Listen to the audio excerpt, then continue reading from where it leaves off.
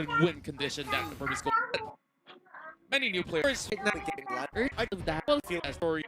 You want to take, you just want to deal a lot of damage against the Belleric, against the Lapu Lapu.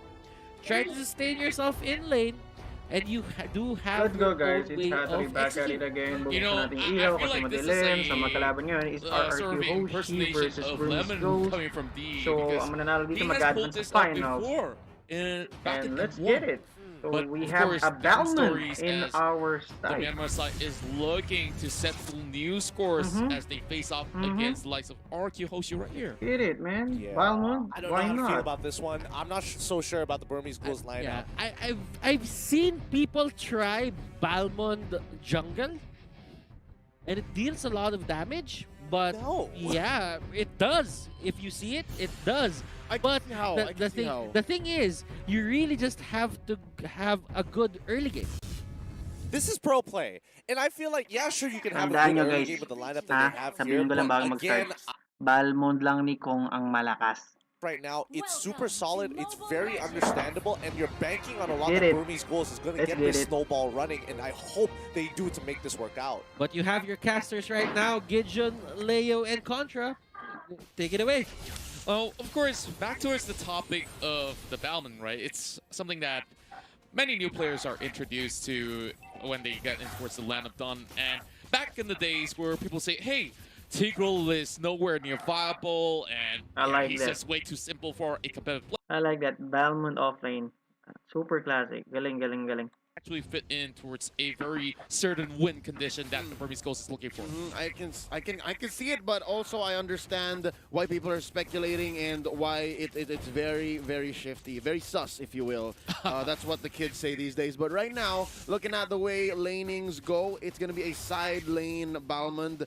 Again, looking to go toe-to-toe against a Lapu Lapu. And yeah, even with all the shields and lifesteal that Lapu Lapu may have, the stacks that R7 can build up here.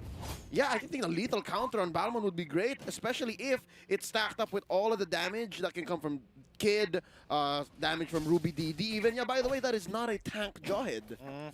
Yep. Oh boy, great that you actually pointed it out. And I believe that they'll be playing with a whole lot of aggression coming in towards these lanes. And with that, oh boy, Vin taking a little bit too much. Yeah, again, this is one of those side lane mid lane matchups where it's just like, okay, we're just looking to poke and harass and just clear out the waves before making that rotation. Burmese Ghouls are gonna get the first. Ooh, Albert, he's getting real close to those abyssal arrows. Oh boy, he just dodged it by a couple of inches there, and Look at that. he's dealing with R7 right here. I don't think R7 is gonna be taken down just about yet. These gotta respect the territory as much as they want to proxy the wave. Over the mid side, it's Kid for Psycho as well as Albert. Psycho is going to be backing away. A little bit of reset. Turtle is already up while the Diggy tries to plant as much bombs all over these bushes. I want to be wrong about this Balmond. I want to be wrong. But the more I look at it and the more I think about it, I'm really hoping Burmese Ghouls get ahead here because he's going to need a lot of babysitting for a good majority of the game, for at least 4 minutes until he can kind of sustain on his own. But until then, he basically can't win any trades against a Lapu Lapu. If he gets rotated on, he's just hoping he doesn't get dove. And most of the time, RRQ is just going to either dive in pre-4 or look to play on the opposite side of the map. To be fair, if RRQ Hoshi bites on that, that's actually on them. They're wasting quite a bit of effort. And again, to think that this is just a Balmond. He has a dash, he has a flicker. That might be what Burmese Goes going for anyways. Oh, well, I hope so. And I really do. I want to see this work out and be proven wrong here. But Burmese Ghouls, again, unless this is a meta that utilizes Uranus, I don't see this working out. But let's go. Let's go. R7 Let's get it. Let's get it. in for the kill as Actually, nabigla dun yung ano eh. That's okay lang, digi naman yun, no? Pero I think ang nag-initiate nun yung Balmond eh. Grabe guys, nakita nyo yung damage ng Balmond, makate. Pero yung Sylvana, mas aggressive. Takbo ang Balmond. And medyo malambot talaga yung lineup nila guys. Hindi ko alam kung sino yung tank. Actually, wala silang natural tank kasi both, ayun na, pumasok na with the Blazing Duel. Both, alimutan ko, Jawhead and Balmond is off lane. So wala silang natural tank talaga. So let's see. Gonna go for the lethal counter, but with the flicker out by R7. I see now. We all see now. We understand what the intent was. But I think with that failed engagement, at least they opened up top lane to get the turtle. Yeah, and definitely you can see Vin tries to go in for first, but instead gets returned a favor from Mlbb. He just went in with the unstoppable force, and now it's a 1-1 trade right in, and that Jawhead, like you said, playing very offensively. Yeah, a mistake onto Vin's side personally, because again, Belleric on bottom side is probably saying, hey, I pushed the wave, I don't see Jawhead here. There probably should have been that communication much earlier on. Pressure on towards R7 while Psycho's going to be cutting in towards the corner just to negate a little bit of a pressure. Vin will be able to clear some of these camps pretty much safely, but I don't think that it's really much necessary for D to be there at this very moment, but definitely RQ Hoshi can take it slow, and eventually they have to ramp up. And here goes Albert driving straight in for 3 Vampers, and well, they will be able to catch out Mlbb. Yep, really well played coming in from RQ Hoshi. They cleared out that top side. They really Say here is mahirap mapalit game because yung scaling ng mga hero ng Burmese Ghouls, kaya kailangan lang yan. Kailangan lang mag-pick off na mag-pick off. In comes the other R7 gets one. Psycho finished the job. Kid is gonna bite it as well as D. It's a 2-for-1 here. RQ Hoshi win that one against Burmese Ghouls. Is it really worth it to actually risk everything over mid-side just for this, as RQ manages to punish Burmese Ghouls, and unstoppable force at the ejector straight towards Psycho, and he will fall. Overstepping into Yun yung mahirap din pala. Ewan ko nakikita ng ibang team dito sa M2 right now, pero parang pangontra ng Sylvana is Jawhead, I think. He's going toe-to-toe and he's doing a great job, an excellent job, in fact, doing so. But let's look at the builds and kind of have a bit of a deliberation over it, because again, you can see Lemon, he's building defensively once more. well, there's looking towards those builds. You've already seen some Heptases out there for R7 as well, so I believe that he'll be doing just about fine. A lot of attention on towards that turtle coming up, and Burmese Ghouls already got one in the back, and just looking at the goal differentials, RQ Hoshi still having it in the back. They do not want to lose this though. Psycho approaching really close, but Albert, he tries to go in with the Retribution to steal it away and head towards the Tempest. The time journey is being popped, and they're chasing right in, looking for Kid. Flicker has been popped up as well. Maybe with Slither Health will be taken down by the Ling as they go in for more, but see, they are in their face, and Albert is the only few that's left alive alongside with R7. Again, so as you can see, ang natira na lang sa RRQs dalawa kasi nga yung hero designated na meron ng Burmese Ghouls is for early game lang, no? Got a lot of damage, and Marksman's with orange buff slow me down. With true damage, it's definitely not the best decision, so he pulls back out. It's going to be a 2-for-3 trade. I think the Burmese Ghouls here, they're trading good for numbers, right? They're catching up. RQ Hoshi still keeping up the pressure, and that one turret lead, if they continue trading this way, it might take a while for Ace to actually be unleashed. And so far, so good. 7 minutes, 30 seconds in. About D is holding his own here. Yeah, I definitely like what I'm seeing right now. As much as they did actually give the turtle away accidentally with Ling just flying through with the Retribution. Not that they can stop it anyways, right? So with that, we're going to be seeing a little bit more skirmishes over on towards Smith, trying to catch over on towards Smith, but Psycho jumps right in. Time Journey being popped up as well. Mlbb sets up for a dive with the unstoppable force, and there we go. A catch on towards Mlbb. This is Albert punishing them all. Huli ka! RQ Hoshi. Kid for Albert? So Albert, no? Kala mo malakas ka, may Jawhead talaga guys pag nahuli ka ng Jawhead, lalo na yung Ling, will punish you. Hindi ka gagalaw talaga. There's very little catch on the side of Burmese Ghouls. What do you want from there? You're looking for that reverse time. You're looking for that knock-up or that throw away the ejector. You're looking for that arrow. And for that that split second underneath that turret, they were able to still take out Albert every time. Oh, if they keep doing that, hold up. He's getting bursted. Oh boy, that's going to be a turret being lost up. And great that you mentioned it, as, of course, that's her 1-for-1 trade in that role exchange. Not entirely the best of scenarios in the long run, but look at what we have. Another turtle here. Ace could easily take this one for Burmese Ghouls, as goal disparity obviously is not really too much for the moment, but big items have been purchased by Ace as well as D.